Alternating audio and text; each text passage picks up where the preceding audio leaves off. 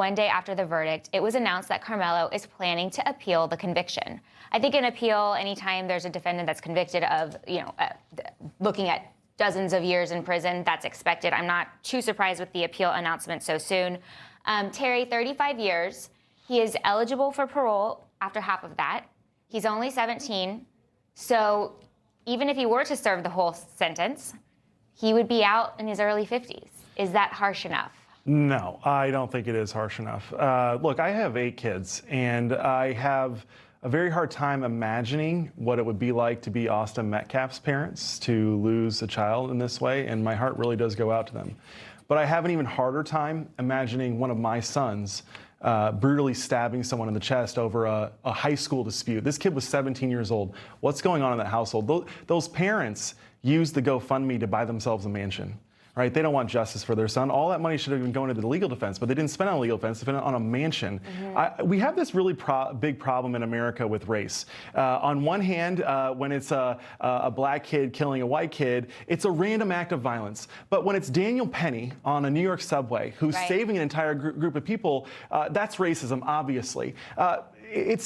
Is it racism that DeCarlo Brown Jr. had 14 priors and was released and then was able to stab Irina Zurutska on the Charlotte subway? We have a real problem, and Republicans need to buck up and address this issue about how America's actually not racist, how we're actually the opposite of that, and we give too much leniency. This kid should be locked in prison for the rest of his life and serve as a message to the rest of everyone else that when you kill someone out of something as stupid as a high school athletic competition, you're going to go to jail for a very long time. Yes, and I think the prosecutors were looking for essentially a life sentence, like 90 years plus, but got 35. So if I was the prosecutor, I'd be a little bit disappointed with that. Even looking at this piece of evidence from the arrest report, Karmelo Anthony blatantly admitted to committing the murder. He said, "I'm not alleged, I did it." And there's still uproar. Daniel, I'm putting my legal hat on. There was no black member of the jury. He's appealing. That is something that they're going to probably raise, is what's called a Batson challenge. You're allowed, I think, in Texas anywhere from 3 to 10 strikes. With a felony like this, I think it's 10 strikes. But you can't do it based on race. That's clearly an issue. So I do wonder if that's going to be something, the state is going to have to overcome in terms of this appeal process. Of course, the state's not going to say, oh, yeah, race was part of this whole process. So I do think that for optics-wise, it would have been better for both sides to try to get a couple members of other races on that jury, and then you can still have a complete trial and likely a conviction.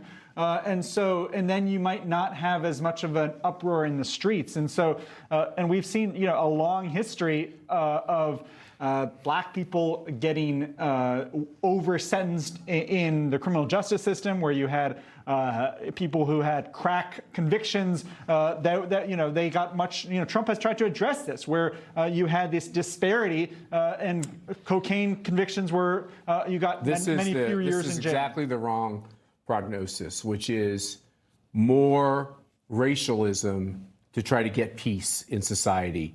This is our problem, which is that if we had had more black jurors, now you don't know what the process was by where they pick jurors, and each side gets the ability usually to knock people out of the jury pool. I don't know how all that went. There's a fancy Latin name for that. You probably learned at your prep school. Voir dire. Voir dire, that's right. But I watched runaway juries. But let me just finish.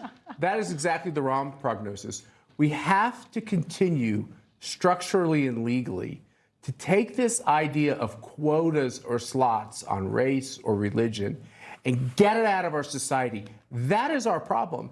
Our problem is that we make everything about race. Look, there's a dead body here, right? Mm-hmm. And there's someone on the other side who admits to killing that person. That seems like a pretty clear case that this person was the aggressor and should be taken care of by our legal system. Now, you can argue that the number of years in prison is actually not as severe as it should have been. Now, is that because the person was black, or is that because the victim was white? At the end of the day, most Americans are just good people, including in jury pools, and they're trying to make their best decisions in very tough situations. Nobody wants to see a 17-year-old's life thrown away. But what does it say to the next 17-year-old who might do something aggressive? Right. If they know they can make a racial argument to get out from under it. Information. Truth is freedom. Is Newsmax. It's real news for real people.